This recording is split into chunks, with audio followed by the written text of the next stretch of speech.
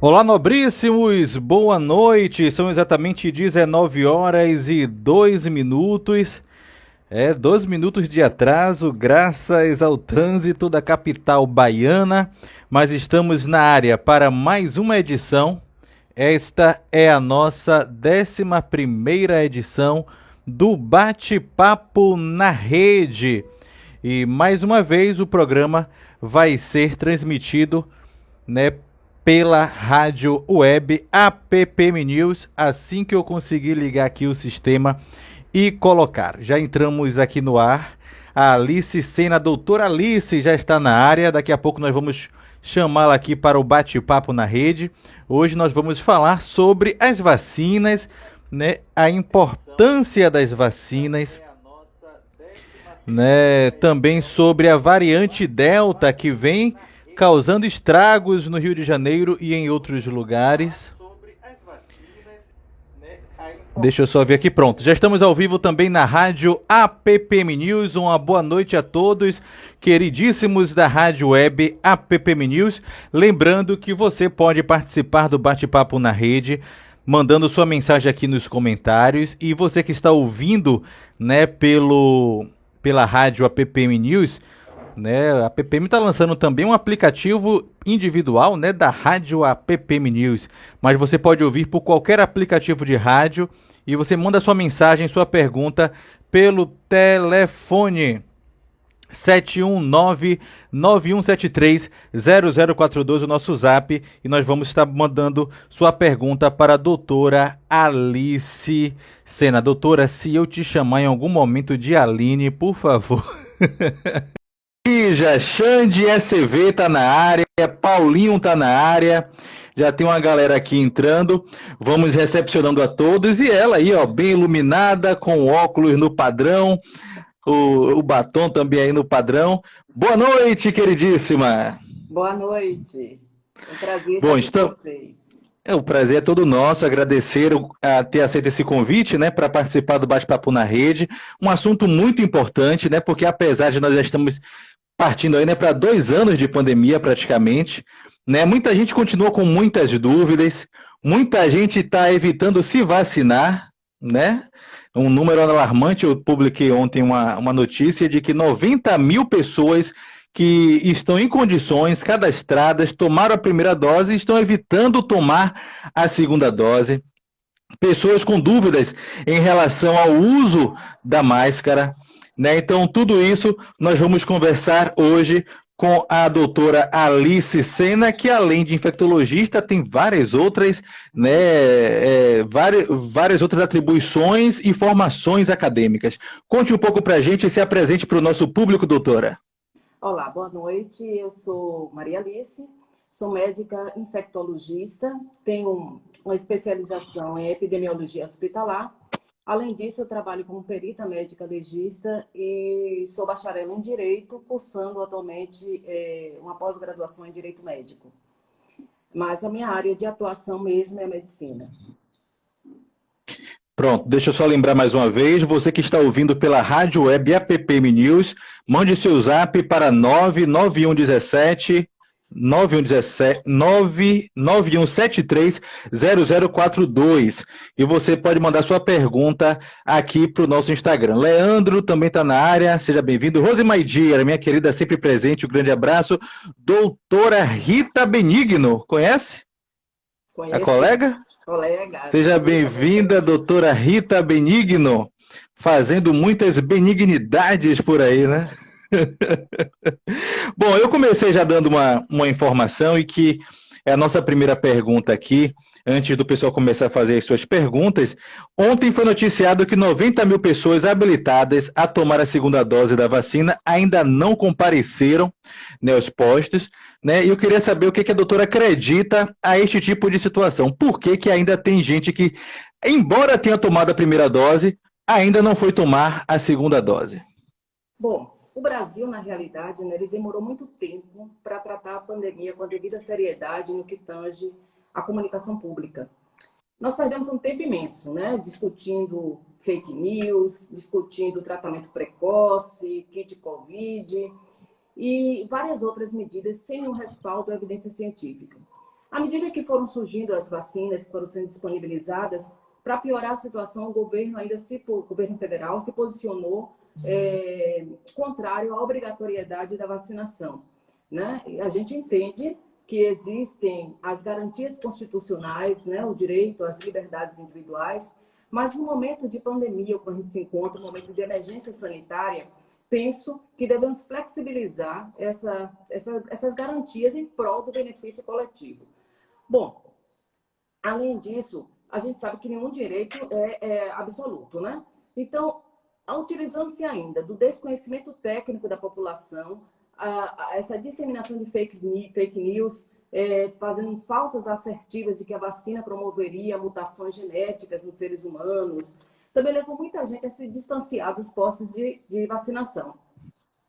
Além disso, também, para além disso, ainda tem a questão da imunidade de rebanho, onde as pessoas, alguns defendem que é melhor que as pessoas se exponham em massa ao vírus, né, que adquiram a doença de forma natural, desconsiderando eles, né, que essa exposição massiva ao vírus, uma população que é 100% vulnerável, ela pode levar a um esgotamento, né, como a gente falou várias vezes, e nós vimos isso no norte, né, a um esgotamento do sistema de saúde, né, porque vão adoecer várias pessoas ao mesmo tempo, com a necessidade, com o potencial de necessidade de uma assistência especializada, e muitas mortes ocorrerão para até que a gente alcance essa imunidade de rebanho.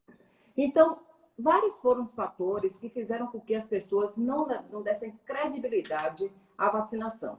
Além disso, né, nós também convivemos com questões relacionadas à sensação de falsa segurança que as pessoas têm quando tomam a primeira dose, acham que isso já pode ser suficiente para garantir uma imunidade duradoura, e a gente sabe que isso não é, né? E deixam de tomar as doses subsequentes, além do medo dos eventos adversos. Então, nós temos, é muito importante a comunicação, é muito importante o empoderamento da população através de um conhecimento técnico, de passagem de mensagens seguras para que as pessoas possam, então, se posicionar de uma maneira consciente em relação às suas escolhas. Então, o que é importante a gente dizer é que as vacinas, elas são produtos seguros, são produtos que, quando são liberados no mercado, foram feitos vários estudos em relação a seu potencial de gerar imunidade, a sua segurança, a dose, e que as vacinas elas só têm o seu efeito esperado se forem tomadas as doses que são preconizadas. Então, não tem por que a população não ter medo. É a única medida que nós temos hoje que a gente considera eficaz para o controle da pandemia, porque não existem, à luz da ciência atual, nenhum meio outro de prevenção da doença. Então, é necessário. Os eventos adversos, eles ocorrem, como toda outra vacina pode ocorrer, como qualquer outro medicamento, qualquer produto farmacológico pode levar a eventos adversos, mas esses eventos adversos também eles são monitorados. Então, Pronto. se descobre que um evento adverso é muito grave e ele é muito frequente, obviamente que essas vacinas serão retiradas do mercado. Agora, existe também essa questão que se fala também, que houve acelerou-se, né, a produção dessa vacina, ao contrário do que acontecia ou aconteceu com outras vacinas, mas por conta da situação alarmante que o mundo vivia e ainda está tentando se recuperar disso, né, se acelerou o processo. E as pessoas que acreditam que esse processo ter sido acelerado possa ter causado alguma falha, existe algum ponto de razão? Não, não tem razão. Realmente, foi um tempo recorde da produção de vacinas. A gente estima que algumas vacinas elas demoram cerca de 10 anos para serem produzidas, mas relembrando que é um novo coronavírus, já existiam outras espécies de coronavírus conhecidas, de outras epidemias que ocorreram no Oriente Médio no passado, e já existiam estudos também em relação à produção de vacinas para esses produtos. Foi uma confluência de países, né, inclusive a identificação do genoma do vírus feito por Baiana, mas a urgência da situação, a emergência sanitária fez com que esses estudos fossem acelerados. Mas para que haja uma liberação de um produto, quer seja ele um medicamento, uma vacina, existem todas as fases obrigatórias de estudo para serem liberados. E todos esses produtos que estão sendo utilizados, eles passaram por todas essas fases. E continuam passando. A fase 4 de investigação, de estudos de produtos farmacológicos, ela é feita pós-comercialização, pós-autorização, né, pós-liberação de venda. Então, continuam sendo avaliados os eventos que vão ocorrer de uma forma mais rara. De que maneira? Quando você expõe muitas pessoas àquele produto, aqueles eventos que ocorrem no percentual muito menor, obviamente eles vão aparecer. Não por isso a gente tem que ficar alarmado quando ocorre um evento que é mais raro, que é um evento mais grave, porque isso ocorre com todas as outras vacinas. O que acontece nesse momento é que um momento de emergência tão grande, em que a gente precisa vacinar um grande número de pessoas ao mesmo tempo, obviamente que esses eventos raros eles vão aparecer de maneira mais rápida. Mas Certo. com isso é analisado. Porque se, por exemplo, ocorre um evento morte, é um evento grave, então vamos parar, vamos analisar se existe um nexo de causalidade, não só uma associação temporal entre a vacinação e o evento, mas analisar se há um nexo de causalidade com a vacina. Então, se forem eventos graves e frequentes, essa vacina é retirada de circulação. Então, não tem por que temer, né? Porque tudo isso está sendo feito de uma maneira controlada. Pronto. A gente também tem algumas situações, né, que acontecem no cotidiano, então tem gente que acaba até potencializando algumas informações até para tentar vender o seu discurso. E, por exemplo, aconteceu recentemente a morte, né, do ator Tarcísio Meira, né, que se polemizou muito porque ele já havia tomado as duas doses da vacina, né? E aí muita gente passou a ter essa desconfiança sobre a eficácia das vacinas por conta dessa situação. Então, você já falou mais ou menos sobre essa questão da confiabilidade, né, dos riscos da vacina, mas assim, o que poderia ter levado, né, o que já se estudou sobre o caso, à morte do Tarcísio Meira de Covid, já que ele já tinha tomado as duas doses? Sim. Bom, as vacinas, sem dúvida, elas estão entre as medidas de saúde pública mais eficazes no combate das doenças infecciosas, né? Nós podemos enfatizar isso com algumas doenças que foram erradicadas, a exemplo da varíola, da febre amarela urbana, da poliomielite, do sarampo. E também nós podemos verificar que, à medida em que as pessoas deixam de adotar as medidas de segurança, existe um risco de ressurgimento dessas doenças, como é o caso do ressurgimento do sarampo atualmente, pela baixa cobertura vacinal. Mas o que acontece? A vacina, ela depende de uma interação entre a imunogenicidade, a capacidade de produzir, de estimular o sistema imunológico do produto, na vacina, com a resposta do organismo. Então, nenhuma vacina ela tem 100% de eficácia. E com as vacinas da Covid, isso foi muito propalado, né? Que a depender do mecanismo de produção da vacina, existe uma diferenciação entre o grau de proteção contra a infecção, que algumas têm graus variados de proteção para evitar que o indivíduo se infecte, que apresente doença, mas a maioria dessas vacinas, independente do seu mecanismo de produção, elas dão uma alta proteção contra a evolução para formas graves da doença, que é o que mais nos interessa, né? Porque já que a infecção pela Covid, nem sempre ela vai gerar uma infecção, um quadro grave. Mais de 80% das pessoas que se infectam, elas desenvolvem quadros leves, quadros que não requerem uma assistência hospitalar. Mas, então, o que a gente tem que enfatizar nessas situações é que, apesar de ser feita a vacinação completa, né, no caso do Tarcísio Meira, nem toda vacina protege 100%. Mas a importância epidemiológica da vacina é que, evitando que as pessoas evoluam para formas mais graves, nós asseguramos assistência médica para todos que possam adoecer, reduzimos a incidência de morte e reduzimos a circulação do vírus no ambiente. E, com isso, reduz-se a transmissibilidade. Mas é esperado que algum percentual de pessoas vacinadas, né? Temos vacinas que têm um potencial de proteção em torno de 75%, 90%.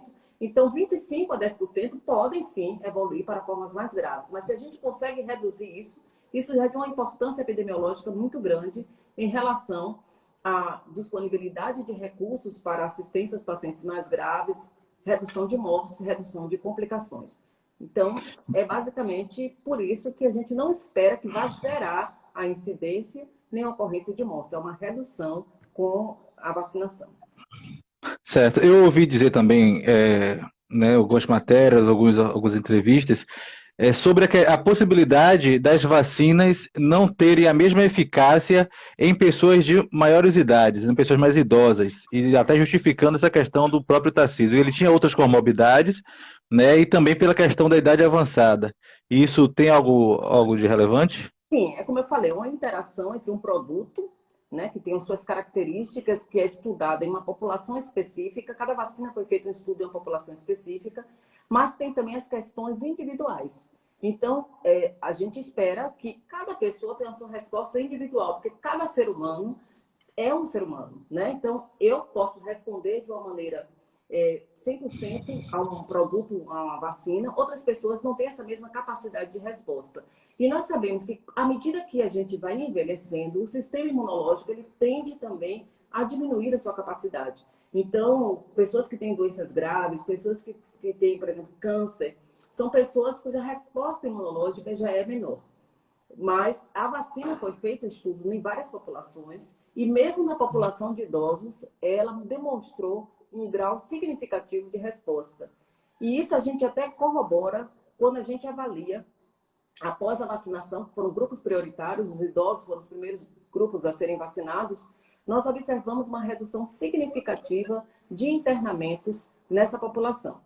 Óbvio, né, que o vírus, ele é esperto, ele, à medida em que ele vai encontrando um ambiente hostil para a sua permanência, para a sua sobrevivência, ele vai, então, tendo mutações, alterações na sua estrutura, para garantir que ele continue se replicando e se mantendo, né, digamos assim, viável para causar infecção. E essas mutações, então, elas podem alterar, ter um risco potencial de alterar a resposta à vacina. Certo, deixa eu mandar um abraço aqui para o pessoal que entrou, que está entrando, a Geisa Marcalbes, Kátia Souza, JM Felizes, JM Feliz, mandou aqui, Juliano aqui em Ipiaú. Grande Juliano, seja muito bem-vindo, eu estive em Ipiaú aí essa semana passada, foi, que dia foi que eu fui para Ipiaú? Semana passada, visitando, né, o comandante-geral da Polícia Militar, fez uma homenagem para um dos praças mais antigos da corporação, com 96 anos de idade, né, 73 anos, tem 73 anos que ele ingressou na corporação em 1948, e aí o comandante foi lá fazer uma homenagem, eu fiz esse registro, tenho postado algumas fotos aqui na página, o senhor Cabo Geraldo, grande abraço ao Cabo Geraldo, a todos aí dessa família maravilhosa, e o Juliano, seja muito bem-vindo. Aproveito para pedir para você que está entrando, dizer de onde é que você está falando, né, da sua cidade, o seu bairro, vamos interagindo aqui, faça a sua pergunta. A NPS Brasil também está na área, a Laís Gomes, minha queridíssima vice-presidente da PPM, também está na área. Robson Sena está na área. Parente, é? Não. Robson Francisco Fábio Eubrosa. Tem um bocado de gente aqui que eu nunca vi. Rafael Professor Costa. Daiane Siqueira. Ari Persiano. Jana Fabrício. Elmo Santos, Tereza Cristina, Diogo Chaves, Misael é o nome de alguém de minha família, mas não é esse não. Misael, Vitoriano Bonfim, Geisa de novo aqui, Cate, eita Cate, e Márcio J10. Sejam todos muito bem-vindos, são exatamente 19 horas e 21 minutos. Uma boa noite para você também que está ouvindo pela rádio online da PPM. Estamos no Bate-Papo na Rede, em sua 11ª edição, hoje com a doutora querida Alice Sena. Bom, muita gente vem agora, né, com uma nova onda, inclusive se denunciou que existe um grupo, né, como se fosse um menu de vacinas, né? As pessoas escolhendo a vacina com as quais querem se vacinar. Quais são as vacinas que a gente tem hoje disponível? No Brasil, a gente tem a AstraZeneca, Oxford, né? Temos da Janssen, Coronavac, AstraZeneca, que é a Oxford, a Moderna. Isso, a Moderna já está no Brasil também? Tem. Na Bahia, eu não tenho visto essa anúncio dessa vacina. Mas, assim, Por que que existe essa corrida, né, para que se escolher que tipo de vacina? Existe realmente uma vacina melhor do que a outra? É por conta dos percentuais de efetividade? Me fale um pouco sobre essa questão e os perigos, né, de você estar escolhendo vacina. É totalmente desnecessário, né? E não recomendável essa escolha de vacinas. Como eu falei anteriormente, todas as vacinas liberadas para uso pela agência reguladora, pela agência de vigilância sanitária, elas passaram por rigorosos testes, estudos clínicos para serem liberadas. Então, todas as vacinas têm a garantia de imunogenicidade, têm a garantia de segurança no ser humano, e os eventos adversos eles são controlados. O que acontece é, primeiro, algumas vacinas têm sido reportados efeitos colaterais maiores do que outras, né? Algumas vacinas houve uma propagação na mídia em relação aos eventos adversos, como trombose, como lá no início um evento morte que estava temporalmente associado à vacinação. Isso faz com que as pessoas desenvolvam um certo medo e preferência, principalmente por conta dos percentuais de proteção dados por cada vacina. É importante a gente enfatizar que, independente do percentual de proteção que essa vacina dá contra a infecção, que nós sabemos que é variável para cada uma delas, o que mais importa na vacinação são duas coisas. A primeira, é que eu falei já anteriormente, é a diminuição do risco de evolução para formas graves da doença. Nós sabemos que a COVID tem um espectro de manifestação clínica muito amplo, que vai desde formas assintomáticas, pessoas que adquirem infecção e que nem sabem que adquiriram porque não apresentam nenhum sintomas, a formas pouco sintomáticas, que podem passar como um mal-estar, como um resfriadozinho comum, há formas que requerem uma atenção médica, porque já vão evoluir com um quadro respiratório, com complicações e formas graves, que são em torno de um percentual de 5%, que requerem uma atenção em unidade de terapia intensiva. Então, se nós conseguimos reduzir essas formas graves, nós reduzimos a chance de morte pela doença. E isso é importantíssimo, né? Isso tem um impacto importante em termos de saúde pública.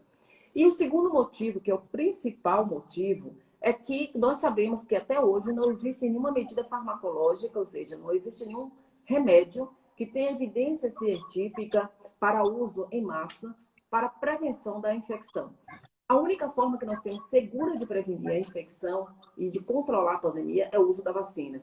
E o que a vacina faz? À medida em que as pessoas têm uma capacidade de responder mais rapidamente ao entrar em contato com o agente infeccioso, porque ela já tem a produção prévia dos anticorpos dada pela vacina, há uma possibilidade da gente evitar que essas infecções elas ocorram de uma maneira mais ampla e evitando isso, essa infecção ocorrendo da forma acelerada, como ela vem ocorrendo, com alta transmissibilidade, com alta carga de vírus circulante, nós diminuímos a transmissibilidade do vírus. E, com isso, a gente vislumbra uma possibilidade de controle da pandemia, que, se não fosse dessa forma, a gente só conseguiria com a dita imunidade de rebanho, quando mais de 70% da população, em média, estivesse contaminada. E o que é pior, nós sabemos hoje que, apesar da pessoa já ter tido a doença, não é uma garantia de que ela não possa vir a se recontaminar. À medida em que também esse vírus está em alta circulação na população e existe uma passagem do vírus por diversas vezes no ser humano, existe uma alta chance, um alto percentual de ocorrência de mutações. E essas mutações conferem ao vírus uma capacidade de maior infectividade, uma capacidade de multiplicação muito maior, então com cargas virais mais altas. E essas cargas virais mais altas levam, como consequência, a um potencial de maior gravidade do quadro clínico e a um potencial de aumento da transmissibilidade. Então, vira-se uma bola de neve. Então, não tem por que a gente escolher vacina, né? Os efeitos colaterais que ocorrem são efeitos colaterais que ocorrem com diversas outras vacinas que estão dentro do nosso calendário básico do Programa Nacional de Imunização. Não é nada alarmante. Pior do que os efeitos colaterais da vacina é a doença. Então, não tem sentido. A vacina boa é aquela que está disponível para você tomar quando chegar a sua vez. E a gente tem que tomar o esquema completo. Ok, a Biomed Objetiva, colocou aqui, tema ótimo. Me explique aí, biomedo objetiva, o que significa aí sua identificação no Instagram, que eu fiquei curioso. Elisana também, pode ser Biomed Biomed, também. né? Biomed objetiva, pode ser isso também, né? Mas explique aí. Elis está aqui na área também, Elisa Nascimento. Eu, Ludmila, minha querida, seja bem-vinda. A Biomed Objetiva está dizendo aqui, ótima explicação. Daniela Salles, Geni Sarmento, minha querida, seja bem-vinda. Biomed Objetiva. Ok, está aí explicado. Bom, eu estava assistindo hoje uma declaração do governador Rui Costa que ele está bastante preocupado, porque assim, a gente vive um momento em que tudo, né, faz muita gente pensar que a pandemia acabou. Né, tudo abriu, já se programa o Carnaval, já se programa o Réveillon. Fim de semana passado, a Praia da Barra estava completamente lotada, as praias lotadas, vários cantores famosos, né? Senhor Márcio Vitor, seu Jalperi, que eu admiro tanto, fazendo show com casa lotada, né? E assim, parece, boa noite, Geni, parece que a pandemia acabou. E o governador falou que, embora esteja estagnado, né, não está mais em decreção, em decrescente, como já esteve. Né? Hoje, inclusive, parece que voltou a cair os números, mas hoje, meio-dia, ele falou que os dados estavam estabilizados. Existe, né, ainda essa forte possibilidade, porque o Rio de Janeiro está com 90% já, né, por conta da variante Delta, né? Já está voltando, não se sabe mais que onda é essa, se é a quarta, se é a quinta. Existe a possibilidade da Bahia, pelas suas características, fala-se muito também do calor, do verão e tal, de ter uma nova onda forte. E quais são os riscos dessa variante Delta, né, chegar aqui na Bahia? Sim. O risco é claro. Primeiro que o próprio comportamento das epidemias, ele tem uma curva, né, uma parábola, né? Então a gente já espera que tenha esse comportamento, porque à medida que começam a aumentar muitos casos, as pessoas terminam se retraindo um pouco, adotando, seguindo as medidas de segurança, e à medida que essas medidas de segurança elas são aderidas, há uma adesão forte a isso, nós tendemos a ter uma queda da incidência. Então, quando ocorrem muitos casos de uma vez, também há entre aspas, um esgotamento das pessoas vulneráveis e é uma tendência natural de haver essa queda periódica das epidemias. Entretanto, isso geralmente é referente à mudança de comportamento, à adesão às medidas preconizadas, à força com que as campanhas que são feitas para que as pessoas observem as medidas que estão sendo recomendadas sejam seguidas.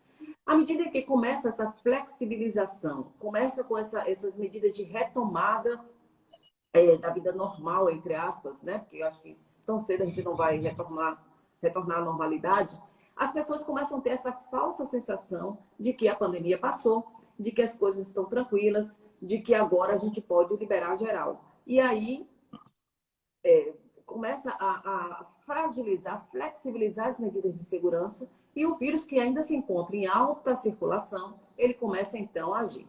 Então, enquanto nós não tivermos mais de 70%, um percentual elevado de pessoas completamente vacinadas com os imunobiológicos que requerem 2 doses, tem que estar com as 2 doses completas, a gente não tem segurança de que haja uma continuidade nessa tendência de queda. E outra coisa importante, a variante Delta, né, que é a variante de importância, de preocupação no momento, todas as variantes, como eu falei, elas ocorrem como se fosse um mecanismo de seleção natural do vírus.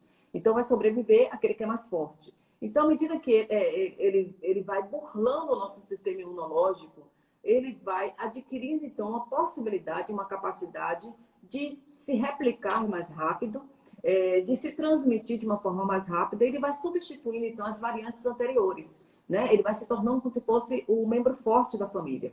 Então, ele vai ganhando a luta contra os outros e vai se perpetuando. E esse vírus, ele tem uma alta transmissibilidade. Então, ele pode se expandir de uma maneira muito mais fácil, muito mais rápida.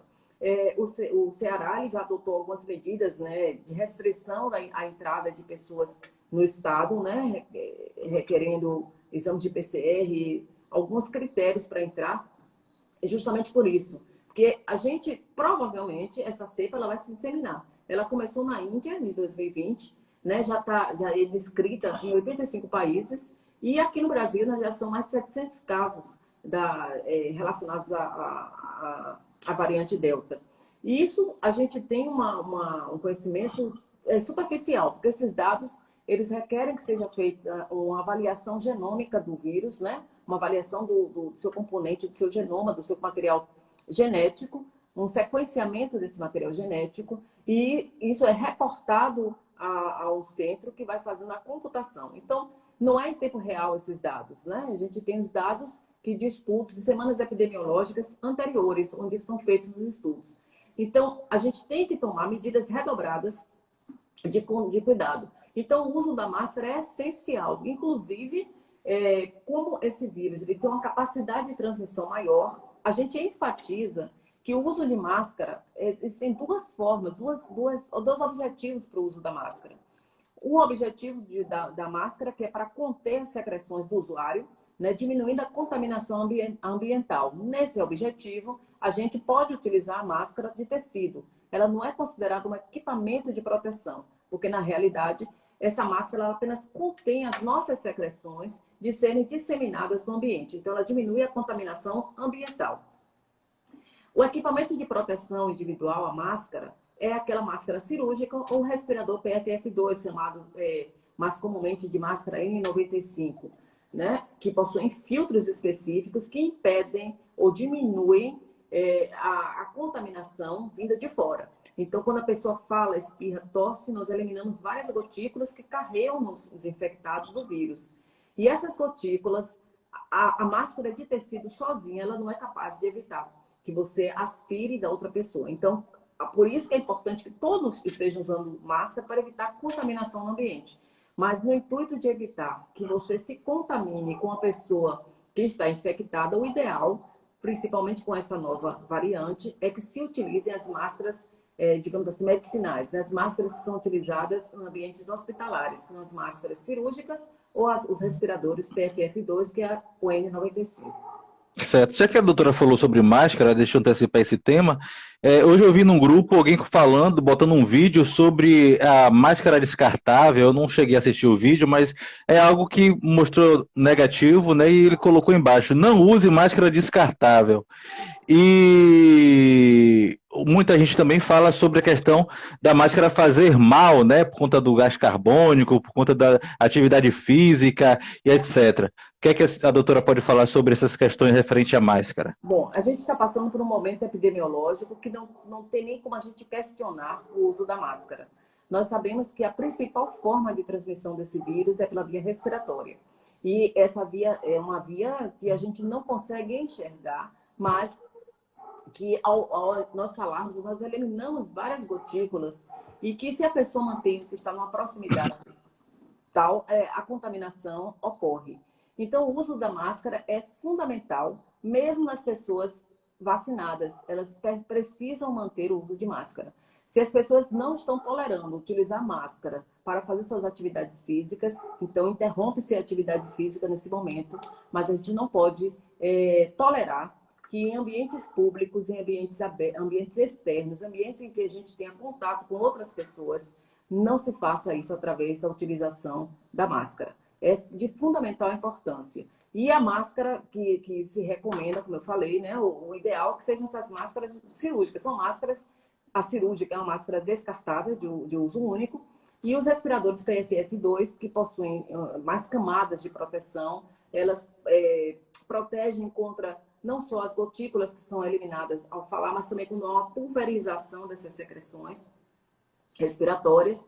Então, nesse caso, essas máscaras, a PFF2, ela tem uma durabilidade maior. Elas são descartáveis, porque elas não são reprocessadas, mas elas não são de uso único. Elas podem ser utilizadas enquanto não houver sujidade, não houver deformidade na máscara, não houver umidade. Essas máscaras elas podem ser reutilizadas, devendo ser acondicionadas em locais ventilados. Então, geralmente, a gente recomenda que coloque num saquinho de papel, esse saquinho de pão, saquinho de pipoca, e não em sacos plásticos, né, para não gerar umidade, nem o calor que ajuda a proliferar os micro-organismos. Mas a máscara é um equipamento fundamental para o controle dessa pandemia. E não está liberada de uso nem para aqueles que estiverem com seu esquema vacinal completo. Inclusive nos Estados Unidos, né, chegaram a liberar bastante, já está retornando. A Biomed está dizendo aqui, Biomed do curso de biomedicina, e o objetivo é uma parte do microscópio que nos permite uma ótima visualização dos micro-organismos. Maravilha. O objetivo também é algo da fotografia, que é a minha praia. Daniela Salles, boa noite. Boa noite, Daniela. Tá falando de onde? Adeno José, Paulo Henrique Farias, meu querido sogro Marivaldo Hora, Maíse Laiane, minha cunhada, Oxente Isa, Wanda Kiel, Gessé Amaro, professor Alexandrino, nobríssimo Alexandrino, seja bem-vindo. Kate Alaíce, essa resistência à vacina em decorrência das teorias absurdas não ajuda em nada. Beleza, Laíce? Querinea está na área. Robson Souza, Ari Persiano, muito bom mesmo, nobríssimo. O bruxo da ilha tá com muita bruxaria aí na ilha, bruxo. Faz uma bruxaria para acabar com essa pandemia, bruxo. Tá dando boa noite aqui. Marivaldo, faz caminhada em via pública com grande circulação de veículos, não seria prejudicial à saúde? Fazer caminhada em via pública com grande circulação de veículos não seria prejudicial à saúde? Está perguntando aqui o Marivaldo. Da emissão do monóxido de carbono, né? Isso. Assim, uma via pública, geralmente isso está diluído, né? Também, mas não tem como, né? A gente tem que se adaptar à situação, né? Ao momento. É um momento de muito cuidado. A gente não pode flexibilizar o uso de máscara, infelizmente. Beleza. Ivana Nogueira, biomédica, coraçõezinho. João Paulo, psiforte. Aí, ó, psicoterapia, psicólogo forte aí. Psiforte. Pronto. A variante Delta, o perigo dela é apenas por conta da questão dela se espalhar mais facilmente, ou as consequências delas são mais graves, ela leva mais para estados graves? E a outra questão que eu queria perguntar era se ela proporciona que evolua para a forma mais grave, né? E se existe alguma situação de a vacina não conseguir combatê-la? Bom, a variante Delta, a importância dela é justamente, né, como eu falei, esse mecanismo adaptativo do vírus, ele vai desenvolvendo mecanismos de sobrevivência. E esses mecanismos fazem com que ele se replique mais alto, mais rápido. Essa replicação mais rápida, ela leva a uma alta carga viral nas vias respiratórias, e isso associado com a resposta do organismo do indivíduo para o combate da infecção é que gera o processo inflamatório grave que essa doença provoca. Então, quanto maior a carga viral, presume-se que haja um risco maior de formas mais graves da doença. E também ela se transmite de uma maneira mais rápida e mais forte. As variantes, elas sofrem mutações, alterações na proteína da espícula, né? Que é justamente a área onde as vacinas, nessa proteína que geralmente a gente trabalha as vacinas para a produção dos anticorpos. Então, essas variantes, à medida que há essas mutações frequentes, essas mutações vão ocorrer cada vez mais facilmente. Quanto maior for a circulação do vírus, quanto for maior a passagem desses vírus no organismo humano, há uma pressão para que essas mutações ocorram mais rápido. Então, essas mudanças nessa proteína, elas podem fazer com que as vacinas percam a sua capacidade de imunogenicidade. Porque o sistema imunológico ele funciona como um mecanismo que se fosse chave fechadura. Existe uma ligação de receptores específicos do vírus nas células do hospedeiro, e que se esses receptores se modificarem, ele deixa então de haver essa interação. Então, se a proteína, se o vírus ele muda esse receptor dele, não tem como a gente fazer essa ligação, e então o produto ele perde o seu efeito. Então, existe um grande risco de que mutações futuras, até o momento, nos estudos realizados, não demonstraram até o momento que essas vacinas perderam a sua eficácia, o seu potencial de proteção, mas existe um potencial muito grande de que mutações futuras ocorrendo possam prejudicar a capacidade de produção de anticorpos gerados pelas vacinas. Certo. O Rio de Janeiro, eu acho que hoje está chegando um epicentro, né, da pandemia no Brasil. E uma outra informação importante que chegou hoje é que o Rio de Janeiro já cogita, por conta da falta de vacinas, misturar as vacinas. Né? Você que tomou da Oxford, você que tomar da Moderna e por aí vai. Como é que estão os estudos sobre isso? Né? É seguro? Porque muita coisa já se falou, o pessoal batia pé firme que não se podia misturar, né? E hoje já se fala em misturar a vacina. Como é que estão os estudos sobre isso? Na realidade, quando a gente fala que não pode misturar, é porque não existem estudos suficientes que mostrem a segurança, né, dessa mistura. Como a gente falou lá no início, foi um tempo recorde a produção das vacinas, e essas vacinas elas foram estudadas em determinado grupo populacional, em determinadas condições, e não houve esse estudo de você começar com uma vacina e terminar com outra. Entretanto, já existem recomendações de que a gente chama de intercambiabilidade, né, de trocar os imunobiológicos. Nas situações das gestantes, houve eventos graves relacionados à vacinação da gestante com a vacina da AstraZeneca em relação AstraZeneca. à trombose. Então, hoje já tem uma liberação da Agência Nacional de Vigilância Sanitária para intercambiar essas vacinas nas gestantes puérperas e nos indivíduos que tiveram eventos adversos graves com determinada vacina. Então, há uma permissão. Mas a gente não pode fazer isso de livre-arbítrio sem que haja um respaldo científico de que isso realmente seja eficaz.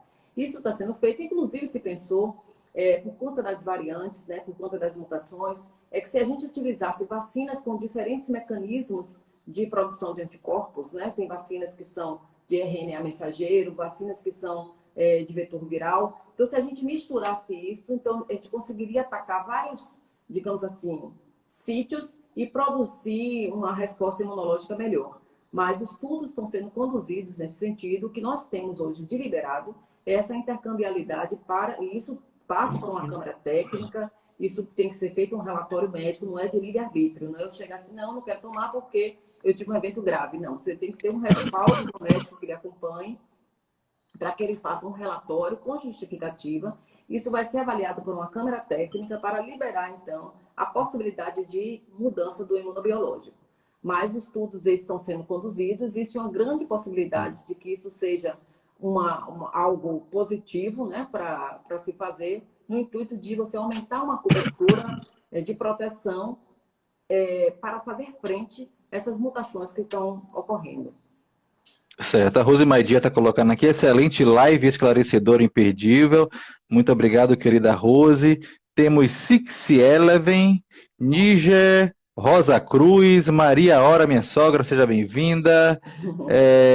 VC Policial.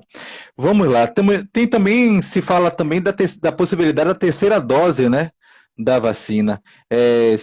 Pelo que você estuda, existe realmente essa necessidade da terceira dose? Como é que vai ser nossa vida a partir de então, né?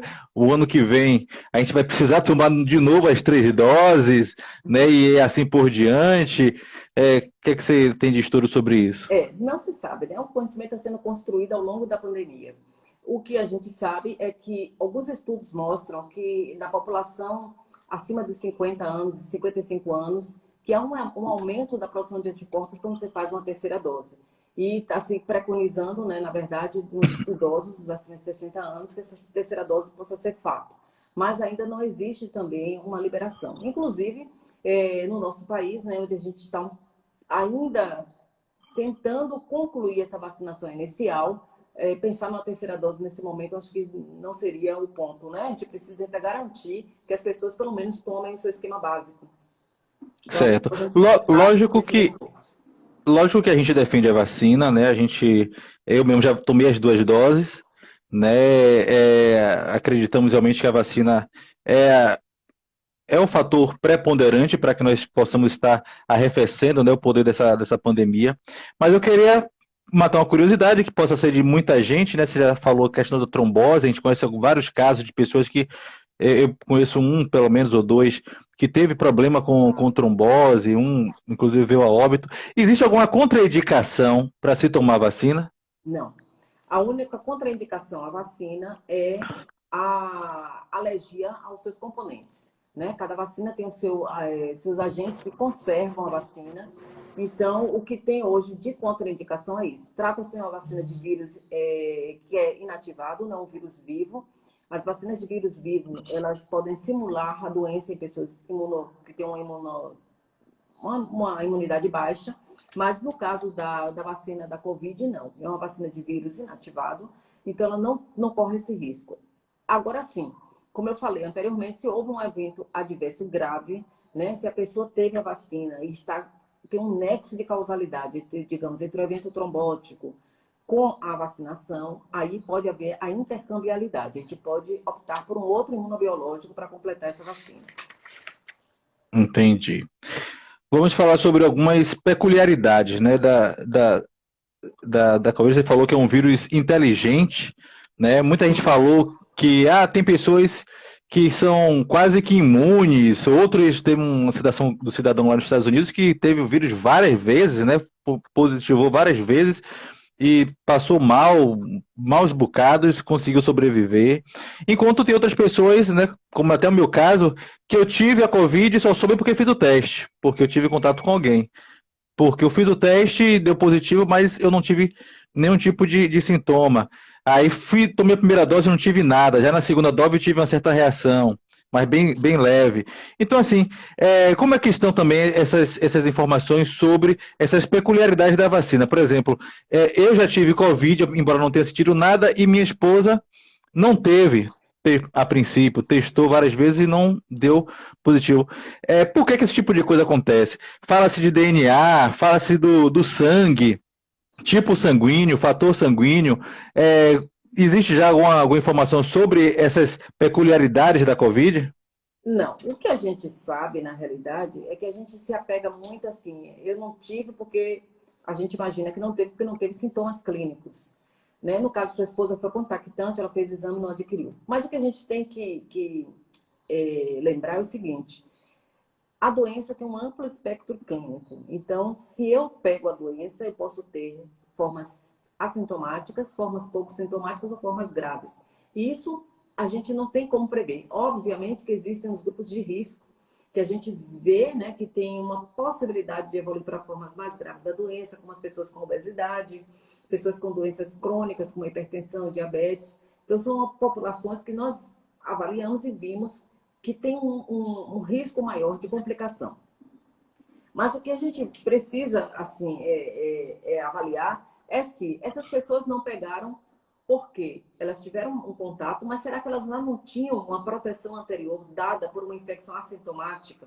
Ou seja, será que a pessoa se contaminou previamente, ela desenvolve anticorpos que são protetores, que podem não ser duradouros, né? Porque a proteção dada pela infecção natural ela pode decair ao longo do tempo, mas pode ser que naquele momento da exposição ela ainda possuísse alguns anticorpos que evitaram com que ela apresentasse a doença sintomática. A gente tem que saber também qual o tipo de teste que está sendo realizado, porque os testes eles devem ser feitos de acordo com o tempo da infecção, com o tempo da exposição. Então, para a gente diagnosticar infecções recentes, infecções agudas, a indicação são os testes moleculares, que é o RT-PCR, ou o teste de antígeno. Então, se eu tenho uma exposição e eu faço a sorologia, pode não ter sido um teste adequado para o momento da infecção em que eu me encontrava. Ou se, de repente, eu faço também um PCR com mais de 10 dias de exposição, ele pode dar um falso negativo, porque a gente já espera que nessa fase a positividade seja menor. Mas podem existir vários outros fatores, né, de proteção contra a infecção. Nós esperávamos, né, eu trabalho numa unidade de referência de doenças infecciosas, cujo principal público eram os pacientes portadores de HIV. E a gente tinha um medo e uma preocupação muito grande com esses pacientes em relação à pandemia, porque são pacientes com imunodeficiência, muitos deles com imunodeficiência grave. E nós não vimos os pacientes com HIV apresentarem quadros mais graves ou com uma frequência maior do que a população em geral. Então, essas coisas todas estão sendo estudadas, porque são vários fatores, são várias situações que estão sendo analisadas para que se possa avaliar se existe realmente algum fator de proteção em algum determinado grupo populacional que evite que se contamine, né? Mas ainda não temos nada nesse sentido. Mas o que pode acontecer nessas situações de exposição e não desenvolvimento de doença é a possibilidade da pessoa ainda ter alguns anticorpos protetores de exposições anteriores. Certo, são exatamente 19 horas e 51 minutos, bate-papo na rede, na rádio APPM News e no Instagram. Temos aqui Roque Alberto, temos a mensagem da Biomed. A questão da trombose pode estar relacionada a problemas já pré-existentes no organismo? Sim, pode sim. Nós temos pessoas que têm, que a gente chama de trombofilia, que tem uma tendência a desenvolver trombos, né? Trombose. E associado com a uma infecção por um vírus que também é trombogênico, isso potencializa. É, existe um mecanismo fisiopatológico que leva esse estado trombogênico causado pelo vírus. Mas pode sim, a gente tem que avaliar sempre a questão do nexo de causalidade, né? Porque pode ser uma coincidência. As mulheres, por exemplo, puérperas, elas já têm um risco natural de desenvolver trombose pelo estado puerperal, né? Pela gravidez, pelo procedimento do parto, às vezes um parto cirúrgico, pessoas em pós-operatório, elas têm um risco maior de trombose, e se coincidentemente ela tomar vacina, a gente fica sem ter esse parâmetro. Por isso que esses eventos, eles são sempre avaliados. Os eventos adversos pós-vacinais, eles devem ser notificados e acompanhados e avaliados para que a gente possa estabelecer, então, um nexo de causalidade. Porque até então é um nexo de temporalidade entre o evento e a vacina. Mas depois a gente tem que conseguir fazer esse intercâmbio. E é importantíssimo que as pessoas que se vacinam e que apresentam algum tipo de evento que não é o habitual, o descrito no habitual, elas procurem a unidade de saúde para que tenham esses eventos notificados. Porque somente assim a gente pode ter uma noção de quais são os eventos mais comuns que não estão descritos na bula do produto, né? Porque eles só vão aparecer à medida em que o produto é utilizado em ampla escala. Maravilha, nós estamos na reta final, né, do bate-papo na rede, com essa conversa maravilhosa com a querida infectologista Alice Sena. Você que ainda tem pergunta a fazer, aproveite para fazer, viu? Que nós vamos correndo aqui para o final. Tem aqui a Biomed, fala aqui, sistema imune ativo e forte, risos. A Alzira está na área. Meu tema de TCC está sendo justamente sobre Covid, estudo de campo sobre sequelas pós-vírus e como ficou a qualidade de vida das pessoas que tiveram contato com o vírus. Maravilha, eu já aproveitando aqui o bate-papo na rede para utilizar no TCC, a meia live. Maravilha, Bio. Tan Paixão está na área. Edson Luiz, Rosa Cruz, Risos. Karine Vivas, a querida amiga, que eu acho que, não sei se já mudou de profissão, mas quando eu conheci era aeromoça, viajando bastante. Belle Excede, Fabrício Off, é o que de oficial, Fabrício? Saturnino Cabra. Eu tenho uma pergunta aqui no Zap, que é de Márcia Pinheiro. Ela disse que está ouvindo pela PPM lá em Feira de Santana. E ela mandou a seguinte pergunta, que se quando a pessoa é curada do coronavírus, né, ela foi infectada, foi curada, não testa mais, né, se o vírus ele é destruído pelo organismo ou se ele fica escondido, se é tipo herpes, né, que o vírus fica ainda ali, você pode lá no futuro ter alguma reação, Não. ou até transmitir para outra pessoa, sei lá. Não, quando a pessoa é curada, o vírus foi eliminado do organismo, ele não fica latente, né? Não existe reativação da infecção anterior. Ele é eliminado, que pode haver uma recontaminação, uma reexposição e reinfecção. Mas o vírus é eliminado, em geral, nas pessoas que não têm deficiência imunológica grave e que não fazem um quadro muito grave, em torno de 10 dias a pessoa já não é contaminante, ela não transmite mais. Entretanto, os pacientes que fazem quadros mais graves de infecção, que precisam de uma atenção em unidade de terapia intensiva, ou que tem um grau de imunodeficiência muito alto, a gente estende esse período de quarentena para 20 dias, porque nesse período não existe mais transmissibilidade. E é importante também a gente enfatizar que não tem nenhuma recomendação de retestagem para a liberação do isolamento, porque o RT-PCR ele pode persistir positivo, é um exame que faz uma amplificação das partículas virais, ele pode persistir positivo por estar amplificando partículas inertes do vírus. Então, a gente não utiliza isso como forma de liberação do isolamento, e sim a questão temporal mesmo e dos sintomas. A pessoa estando assintomática e tendo mais de 10 dias, nos casos mais comuns, é liberado então o isolamento e o vírus não fica em latência no organismo. Certo, Renato Santos está na área, vamos ver aqui mais. Rosa Cruz, parabéns pela live, atual e esclarecedora. Obrigado, querida, seja muito bem-vinda. Lembrando que essa live vai ficar gravada aqui no Instagram e vai também para a Quinha Soares, lá de Ilhéus, também entrou agora, a Érica. Vai para o YouTube, Jornalizando por Ednei Dantas, você poderá consultar lá quantas vezes quiser. Bom, como eu te falei inicialmente, né, para a gente arrematar, já existe a possibilidade, né, os estudos, a preparação para o Réveillon, para o Carnaval, né, o jogo do Bahia agora, no fim de semana, já abriu para 25 pessoas, né, já se pensa em abrir a Fórmula 1, né, claro que é em outro continente, mas já vai abrir para o público normal a partir né, da próxima temporada. Como é que a doutora avalia o momento em que vivemos, né? Eu ouvi dizer até, o James Martins, da Rádio Metrópole, falou que ele acha que esse momento é até mais complicado, porque é um momento que você acaba se descuidando por achar que está tudo zerado, né? Que a pandemia já acabou a temporada, já teve a primeira, segunda, terceira temporada, já acabou agora, não vai ter uma outra A temporada prorrogação, né? e aí a prorrogação está livre, né? Qual é a avaliação que a doutora que convive nesse ambiente, né, de estudos da Covid pensa sobre essas aberturas, sobre esse novo momento? Eu acho que isso aí é um efeito bumerangue, né? A gente fica naquele vai e vem insano. Entendo, né, que a gente precisa de uma retomada da economia, a situação é muito crítica para algumas pessoas que dependem, né, do comércio, do seu emprego, do seu trabalho. É necessário, mas existem coisas que são desnecessárias e inoportunas.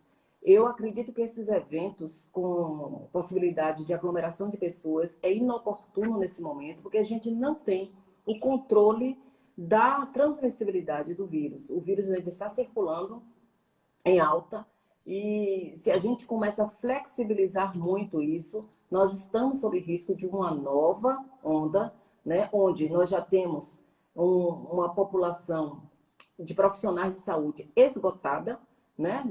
É um trabalho intenso e desgastante lidar com pacientes graves de Covid, não só pelo risco de contaminação, né, que o profissional de saúde também está sob risco, mas pelo trabalho extenuante mesmo, pelo desgaste físico e emocional de você ver pessoas com doenças graves, pessoas, agora nessa última onda, pessoas jovens, né, com doenças gravíssimas, pessoas morrendo, pessoas perdendo vários entes ao mesmo tempo. Então, eu acho que não é o momento oportuno para isso. Eu acho que o momento oportuno é da gente intensificar a vacinação, intensificar as medidas de segurança, para que a gente possa garantir essa abertura de uma forma mais duradoura, que a gente não venha estar toda hora abrindo e fechando, porque isso que eu acho que é muito mais desgastante para as pessoas. Então, essa retomada de atividades que para mim não são essenciais nesse momento, né? Eu acho que é extremamente equivocada e inoportuna. Eventos, teste de Réveillon, de Carnaval, nós podemos passar sem isso, né? Eu acho que a gente pode esperar um pouquinho mais e ter a garantia de que nós estamos no momento em que a pandemia está controlada. Nós temos vários exemplos em outros países de como isso se comporta, de como esses eventos, como nos Estados Unidos, que abriram mão e estão tendo que retomar algumas medidas. Então, eu acho que não é o momento, né? E se você puder evitar, né, de participar desse tipo de eventos, apesar de ser uma decisão superior aos médicos, superior à nossa vontade, mas nós temos o livre-arbítrio. Vamos, se quisermos ir. E eu acredito que não é o Maravilha. momento. Ari Persiano está dizendo aqui, muito bom. Obrigado, Ari, por estar aí assistindo até agora. Vamos chegando ao final aqui, são 20 horas. Temos aqui a mensagem, não, aqui o H. Barreto também entrou aqui. Rosana Conceição. Rose Maidia, tenho percebido pessoas usando duas máscaras de tecido. Eu também estava pensando nisso durante a live, acabei não perguntando. Faz sentido isso? É transmimento de pensação isso, viu, Rose? Não, as pessoas utilizam pensando que está reforçando a proteção. Na realidade, seria interessante que se utilizasse a máscara cirúrgica, porque as máscaras medicinais, elas possuem filtros, não são só tecidos, né? Elas possuem filtros cujos poros evitam a passagem dos agentes infecciosos. Então, o ideal seria isso. A gente tem que ter cuidado também ao acoplar a máscara no rosto, porque não adianta você colocar duas máscaras e essas máscaras não estarem bem aderidas à face, permitindo que nesses espaços penetrem secreções. Então, o ideal é não fazer isso, porque você dificulta o acoplamento adequado da máscara na face, e a máscara de tecido, mesmo você usando duas, ela não possui filtro, né? Então, os poros, ela permitem a passagem do agente infeccioso. Certo, um beijo para Adriele Dantas, minha filha está na área. Neidson, JM Felizes, Austrália e Estados Unidos com números grandiosos de casos. Exato, Saturnino, perfeito. JM, complicado este momento, verdade. Biomed, show, ótimas explicações. Saturnino, infelizmente não estão pensando na pandemia e sim em seus negócios, entre aspas. Rose Maidia também mandou que corações. Minha queridíssima. A Gleice Jane pergunta o seguinte: o que levou a doutora a escolher a infectologia como campo de atuação? Né? E aí eu queria que a doutora aproveitasse para falar sobre onde né, que atua, como foi, e assim, um breve relato de como foi, né, conviver com o ambiente de trabalho, principalmente no início, né, quando tudo era tão desconhecido com relação à pandemia. Bom, na verdade, eu só fiz medicina porque eu queria ser psiquiatra. Né? Eu tinha assim, muito medo, eu tinha medo de morto, tinha medo de sangue. E assim, como eu entendo que um profissional, para ser bem formado, ele deve passar por tudo, ele não deve se especializar de logo de início, eu fui vencendo as minhas dificuldades e tentei ter experiências em todas as áreas da medicina e me encantei com a infectologia. Foi algo assim, uma paixão inesperada. E optei por isso. A psiquiatria, para mim, era muito bonita na teoria, mas a prática eu ainda ficava assim meio receosa, e eu optei pela infecto, e acho que foi o caminho sem volta mesmo. Eu comecei, meu primeiro emprego como infectologista foi na unidade, nesse hospital que eu trabalho até hoje, né, é a unidade de referência de doenças infecciosas do estado da Bahia. Trabalhei na emergência dessa unidade até 2019, quando eu assumi agora a diretoria médica da instituição. E assim, não me arrependo de maneira nenhuma. Eu acho que algumas pessoas têm um preconceito contra as doenças infecciosas, têm medo de que você, ao trabalhar com ela, você venha se contaminar. Pelo contrário, né? Quando a gente trabalha e sabe com o que nós estamos lidando, nós somos capazes de nos precaver da maneira mais adequada possível. Então, na sanidade que eu trabalho, a gente, exceto com a Covid, porque realmente é uma situação extra, né? Uma situação muito multifatorial, né? A gente não sabe nem se a pessoa se contaminou realmente no ambiente de trabalho ou fora, mas, exceto isso, a gente não vê praticamente ninguém que trabalha lá tendo adquirido alguma infecção relacionada à sua atividade profissional. Então, eu acho assim que é fundamental. E a minha trajetória foi isso. Eu fiz a minha residência médica em doenças infecciosas e parasitárias, trabalhei muito tempo como emergencista da unidade de referência. Trabalhei também na parte de controle de infecção hospitalar, né? Infecções relacionadas à assistência à saúde, que é uma outra área que é importante também desmistificar uma série de questões relacionadas a erro médico, essas coisas. Posteriormente, eu fiz uma outra especialização, que é um outro concurso que para médico legista, que é minha outra área, que me faz a minha ponte com o direito, né? Então, depois que eu me tornei perita médica legista, eu senti a necessidade de ampliar meus conhecimentos na área de direito, mas como uma abertura mesmo de visão de mundo. Eu não atuo Maravilha. E essa é a minha caminhada.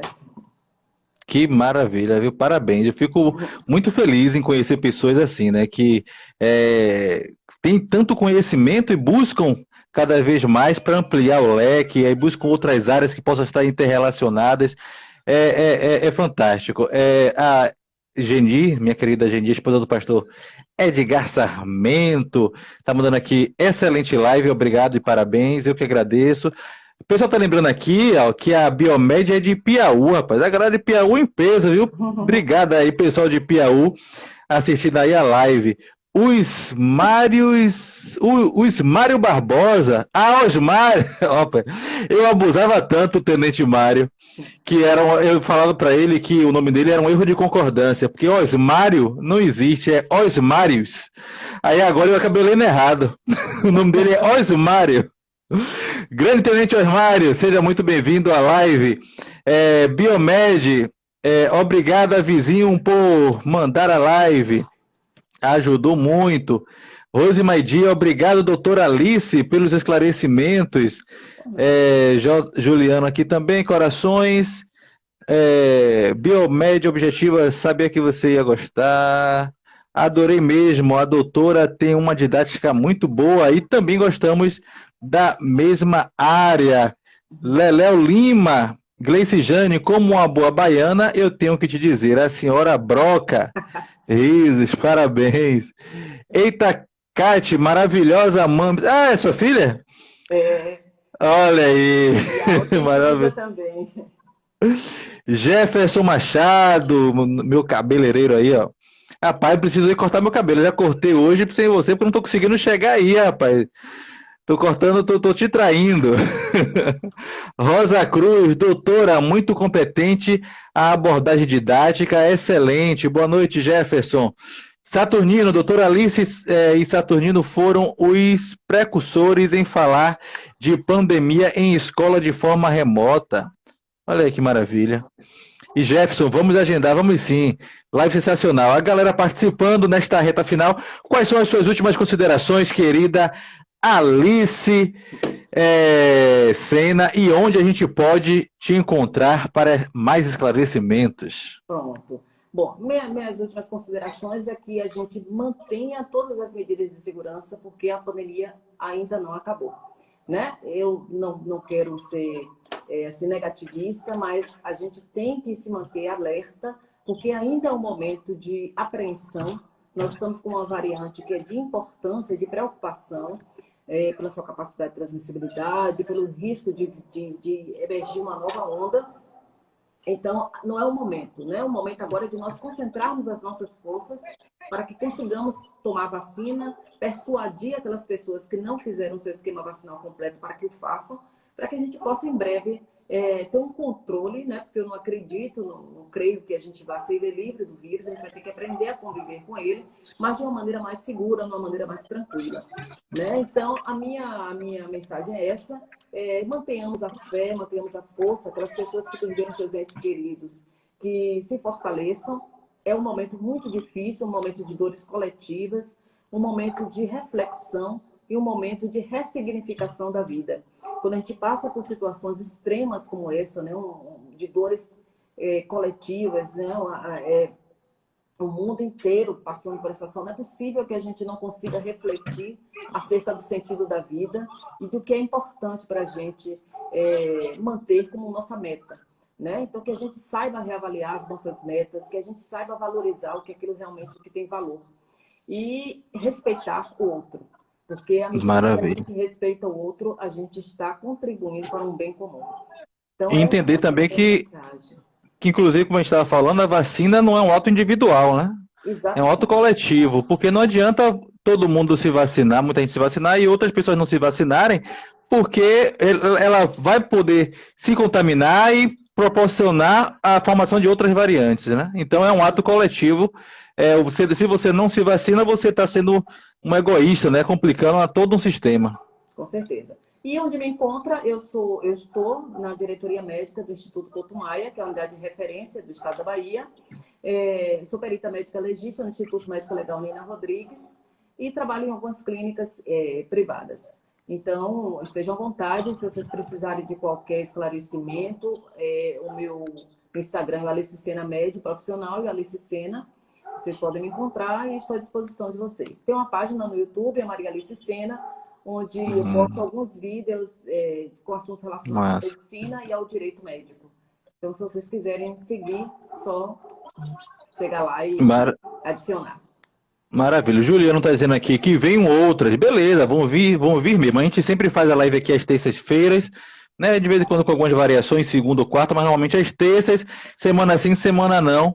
Nós estamos aqui com várias entrevistas bem legais. Se você acessar lá o YouTube Jornalizando por Ednei Dantas, tem várias entrevistas, a maioria profissionais de saúde, né, principalmente pelo momento que a gente vive, e foi esse momento que estimulou a gente a criar esse programa Bate-Papo na Rede, né? Então tem lá conversa com nutricionista, com fisioterapeutas,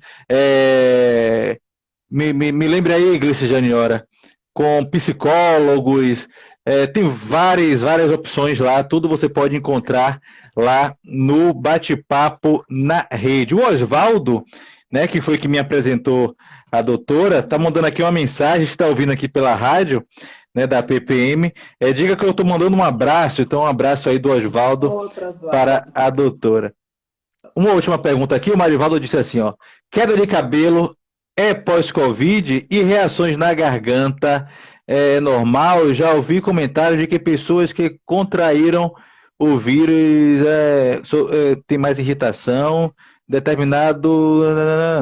Tem também a questão do esquecimento, né? Tem algumas pessoas que têm tido esquecimentos atreladas à Covid. Infelizmente, né, apesar de, além de tudo, existe uma síndrome pós-Covid, né, que são sintomas que persistem ao longo do tempo, mesmo que as pessoas tenham curado da infecção. E uma das coisas muito frequentes que a gente tem visto é essa queixa de queda de cabelo, dificuldade de concentração, perda de memória, perda de fôlego, né, uma dificuldade para respirar. Então, existem sintomas que persistem. Agora, é importante que se faça um acompanhamento médico no pós-Covid, porque como a doença causa uma inflamação muito grande no organismo como um todo, e principalmente no pulmão, pode haver sequelas permanentes. Então, essas sequelas elas só vão ser avaliadas e definidas após um certo tempo, né, em torno de 3 a 6 meses, que é quando as imagens relacionadas ao evento inicial elas começam a desaparecer e vão ficar, então, aquilo que é persistente. Então, é importante que se faça isso para ver se é necessário fisioterapia, algum tratamento para minimizar as sequelas dessa doença, né? A senhora já percebeu que eu não estou conseguindo terminar, né? Que a conversa está tão agradável, que eu quero ficar aqui na rede até umas horas.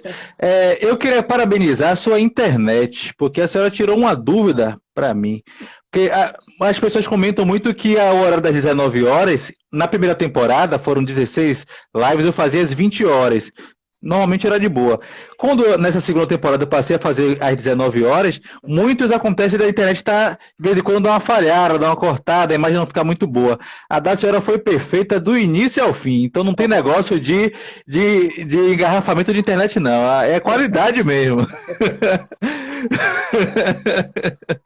Gleice está dizendo aqui, ó. Como diria minha avó, a pressa é inimiga da perfeição, ou ainda devagar se vai longe. Então, vamos com calma nas aglomerações. Biomed, show demais, sucesso. GS Santos entrou agora, vai ver. Assista completa aí, viu? Daqui a pouco no Instagram e no YouTube. Saturnino, parabéns. Gleiciane, que orgulho. Uma mulher arretada, mulheres no comando. Também fiquei muito feliz, viu? Jairinho Ribeiro também aqui. Vieira, Vini, Tâmara, Regina, Seixas, Saturnino, faz uma live, doutora, para a comunidade de Saturnino Cabral. Os pais estão cheios de dúvidas, apesar dos nossos esclarecimentos. Nada melhor que uma infectologista tirar essas dúvidas. Olha aí, olha o convite.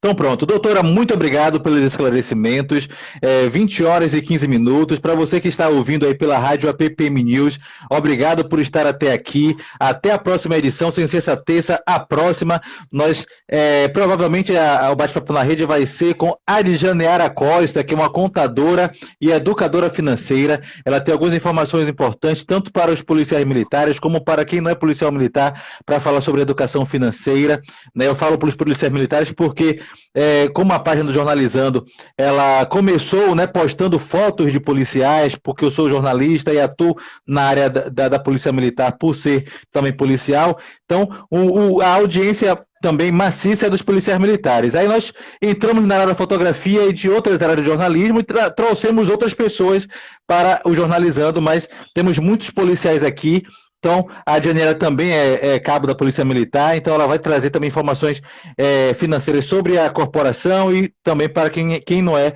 da corporação, sem ser essa terça, a outra, às 19 horas, aqui no Bate-Papo na Rede. Muito obrigado, doutora. Gratidão por ter atendido ao chamado e até a próxima, porque eu tenho certeza que como a senhora percorre vários outros ramos, né, do direito, da medicina, nós vamos ter outras oportunidades de conversar aqui no Bate-Papo na Rede.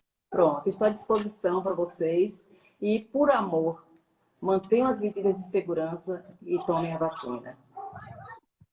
Nobríssimos, obrigado, uma boa noite, fiquem com Deus e até lá. Tchau, tchau, doutora. Tchauzinho.